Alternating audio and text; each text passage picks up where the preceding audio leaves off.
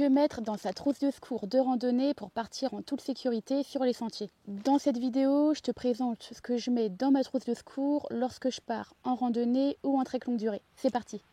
Alors, qu'est-ce que j'ai à l'intérieur de ma trousse de secours? Donc, d'abord, pour commencer, ma trousse de secours, je la constitue à l'intérieur d'un sachet Ziploc. Donc, ce sont des petits sacs congélation que l'on trouve au rayon poubelle de vos supermarchés. Et ça me permet d'avoir une trousse minimaliste, légère, imperméable surtout.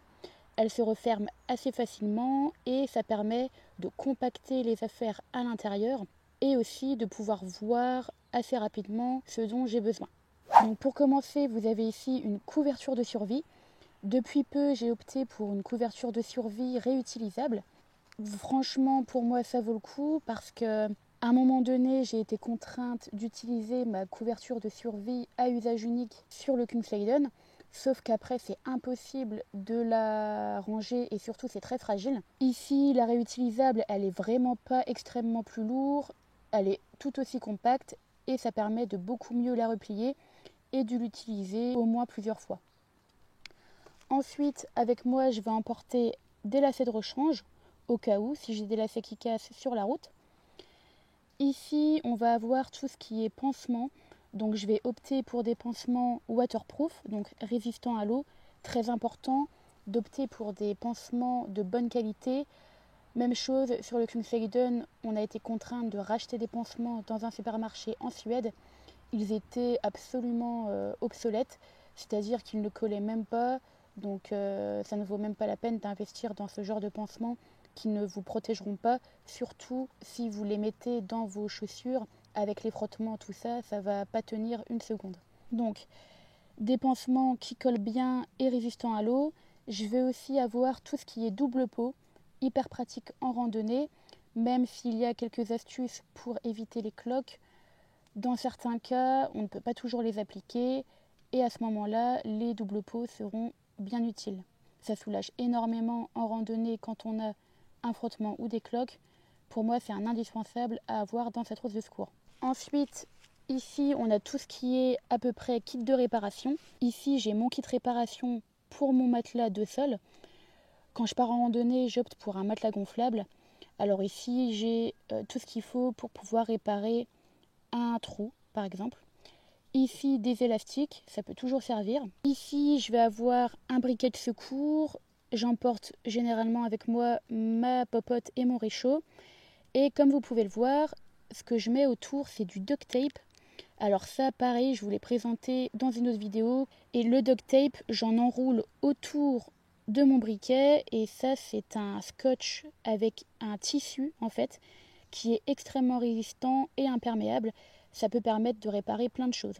Ensuite, on va avoir tout ce qui est protection du soleil, avec ici une petite crème solaire en format pocket. Ça ne sert à rien de prendre avec vous le gros pot de crème solaire et en plus de ça, ça allégera le poids de votre sac à dos. On continue avec des lingettes désinfectantes. Même chose pour un souci de poids total dans le sac à dos. J'opte plutôt pour des lingettes individuelles désinfectantes plutôt que d'emporter avec moi la bouteille d'alcool, même petite. Ça allège ici encore une fois le poids du sac à dos.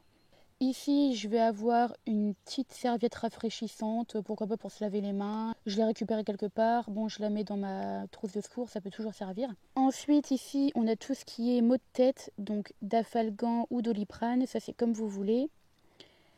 Ici, je vais avoir un petit bandeau, donc ça c'est pour serrer au cas où il y a une entorse, etc. Faire un point de compression, etc.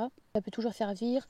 Encore une fois, un petit bandeau minimaliste. Ici, je vais avoir des pastilles de micro-pure. Alors ça, c'est vraiment en cas d'extrême urgence. Si à un moment donné, je suis contrainte de boire de l'eau qui n'est pas saine, avec la pastille micro-pure, je vais pouvoir drastiquement réduire les risques d'intoxication. Donc ce sont des petites pastilles de chlore que vous pouvez retrouver en pharmacie ou sur internet. Vous mettez une pastille dans 1 litre d'eau pendant 30 minutes et au bout de 30 minutes, vous pouvez boire l'eau sans risque. Ici, notamment en période estivale, je vais avoir les tire-tiques. Donc comme vous pouvez le voir, j'en prends de différentes tailles.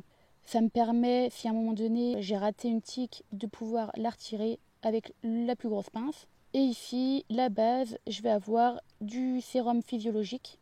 si à un moment donné j'ai un objet indésirable dans l'œil, etc. Et enfin, pour gérer tout ça, j'ai toujours sur moi mon couteau suisse. Donc ce qui va me servir le plus dans mon couteau suisse, c'est bien sûr la paire de ciseaux, mais aussi la pince à épiler qui peut être pas mal pratique pour retirer par exemple des échardes, etc. Voilà pour l'ensemble. Vous pouvez rajouter au besoin un petit médicament pour les maux de ventre aussi. C'est parti, on va remballer tout ça. Voilà ce que donne la trousse de secours une fois remballée. En tout, cette trousse de secours pèse 226 grammes. Je n'ai pas compté à l'intérieur le couteau suisse qui est généralement dans ma poche. Et voilà, c'est la fin de cette vidéo. On a vu ensemble ce que je mettais à l'intérieur de ma trousse de secours en randonnée et en trek longue durée. J'espère que cette vidéo t'a plu et surtout qu'elle t'aura été utile. Si c'est le cas, n'hésite pas à me le faire savoir en commentaire. N'oublie pas de mettre un petit pouce bleu pour m'encourager, à t'abonner pour ne rater aucun des prochains contenus. Moi, je te dis à très vite pour une nouvelle vidéo. C'était Émilie. Bye.